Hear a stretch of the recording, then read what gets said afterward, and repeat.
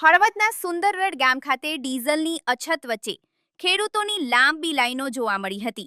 ગામના petrol pump પર diesel લેવા માટે આસપાસના વિસ્તારોમાંથી 200થી વધુ ખેડૂતો પહોંચતા નોટબંધીના સમય જેવી સ્થિતિ સર્જાઈ હતી. ખેડૂતોએ કલાકો સુધી રાહ જોઈને ડીઝલ મેળવવાનો વારો આવવાની રાહ જોવી પડી હતી. ખેડૂતોના જણાવ્યા મુજબ હાલ કપાસ, મગફળી સહિતના પાકોની વાવણીનો સમય ચાલી રહ્યો હોવાથી ટ્રેક્ટર અને ખેતીના સાધનો ચલાવવા માટે ડીઝલ અત્યંત જરૂરી બન્યું છે. ખેડૂતોનું કહેવું છે કે ડીઝલ વગર વાવણી શક્ય નથી અને પાક નહીં ઉગે તો બજારમાં અનાજ અને કૃષિ ઉત્પાદન કેવી રીતે પહોંચશે તે મોટો પ્રશ્ન ઊભો થયો છે. ખેડૂતોએ આક્ષેપ કર્યો હતો કે પ્રતિ ખેડૂત માત્ર 2000 રૂપિયા જેટલું જ ડીઝલ આપવામાં આવી રહ્યું છે, જે ટ્રેક્ટર માટે પૂરતું નથી. કેટલાક ખેડૂતોનું કહેવું હતું કે રોજિંદી ખેતી કામગીરી માટે તેમને 4000 રૂપિયાથી વધુના ડીઝલની જરૂર પડે છે. ડીઝલની મર્યાદિત સપ્લાયને કારણે ખેડૂતોમાં ભારે ચિંતા અને રોષ જોવા મળ્યો હતો. શું તમારું નામ? ડીઝલની શું સમસ્યા છે?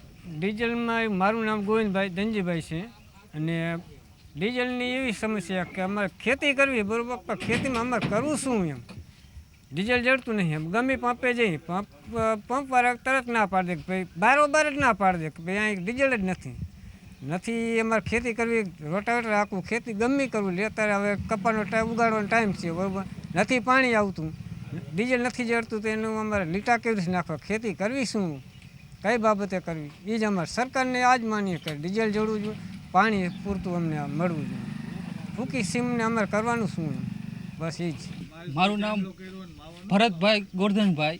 અમારે ખેતીમાં ડીઝલ મળતું નથી. અમારે ખેતી કરવી કેવી રીતે, અને પપ્પે જઈએ તો પપવાળા ના પાડી દે તો અમારે ખેતી કરવી ડીઝલ વગર તો ખેતી થાય એમ છે નહીં. તો અત્યારે ઉનાળું અમારે ખેતી કરવી હોય, કપા વાવવો હોય, લીટા નાખવા હોય, રોટારેટર મારવા હોય, તો ડીઝલ વગર અમારે કરવાનું શું? ટ્રેક્ટર બંધ પડ્યા છે, ડીઝલ વગર તો હાલે નહીં. તો ખેતી કરવી કેવી રીતે? આમાં ડીઝલ મળે તો ખેતી થાય, નકર ખેતી થાય એમ નથી. ડીઝલ ન મળે તો ખેતી કરવી એ કેવી રીતે આમાં? એટલે ડીઝલ તો સરકારશ્રી આપે તો જ મેળ થાય એવું છે, નકર ડીઝલ વગર તો ખેતી થાય નહીં. તો આમાં ખેતી કરવી કેવી રીતે? આમાં ખેડૂતને શું સમજવાનું? આમાં ખેડૂત કરે તો કરે શું? મારું નામ યશ, મારું ગામ પ્રતાપગઢ. અત્યારે મારે ડીઝલની સાવ શોર્ટ છે. મારું ટ્રેક્ટર અત્યારે અડધું ખેતર રાખીને હું આવતો રહ્યું, ડીઝલ થઈ રહ્યું છે. જોવા પડ્યું આ આપણું ટ્રેક્ટર. હવે આમાં મારે શું કરવાનું? સરકારને અમે અપીલ કરીએ છીએ કે ડીઝલ પહેલાં અમને આપો.